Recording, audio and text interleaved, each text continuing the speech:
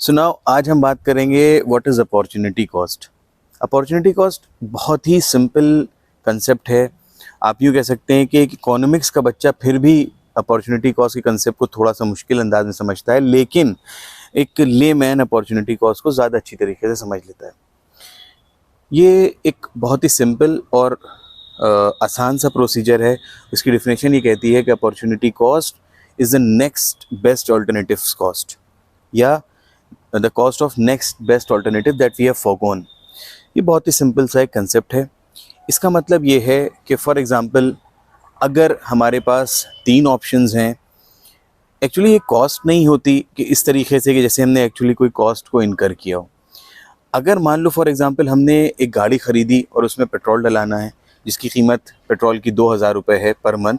So the cost of driving और riding a bike is 2000 rupees. That is the actual cost of that particular bike, the riding of that particular bike.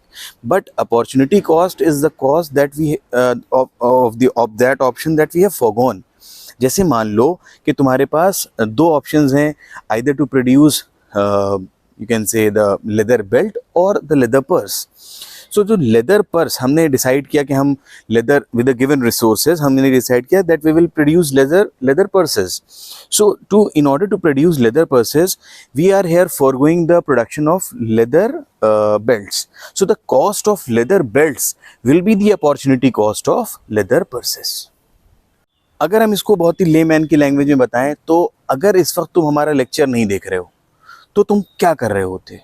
तुम शायद बीच पे घूम रहे होते, तुम शायद किसी कॉफ़ी शॉप में बैठ के कॉफ़ी पी रहे होते, तुम शायद कोई मूवी देख रहे होते अपनी टीवी पे, अपने मोबाइल पे, किसी सिनेमा हॉल में। लेकिन तुम वो ना करके मेरे इस लेक्चर को रीड कर रहे हो, इस लेक्चर को सुन रहे हो। तो इसका मतलब ये हुआ कि जो लेक्चर जो तुम टाइम डिवोट कर रहे हो हमारे इस लेक्चर को सुनने में, ये अगर ना कर रहे होते तो तुम क्या कर रहे होते? तुम कुछ और कर रहे होते। जो तुम कर रहे होते वो इस लेक्चर की अपॉर्चुनिटी कॉस्ट है। तो तुम्हें ये समझना है कि तुम जो भी कर रहे हो, जो भी तुम प्रेजेंट में जो भी चीज़ें तुम्हारा एंगेजमेंट है, उस एंगेजमेंट में अगर तुम ना इन्वॉल्व होते तो तुम क्या कर रहे होते? जो तुम कर रहे होते वो इस प्रेजेंट चीज़ का अपॉर्चुनिटी कॉस्ट माना जाता है। Hope this is clear to you. कोई और दिक्कत आती है so you are free to ask.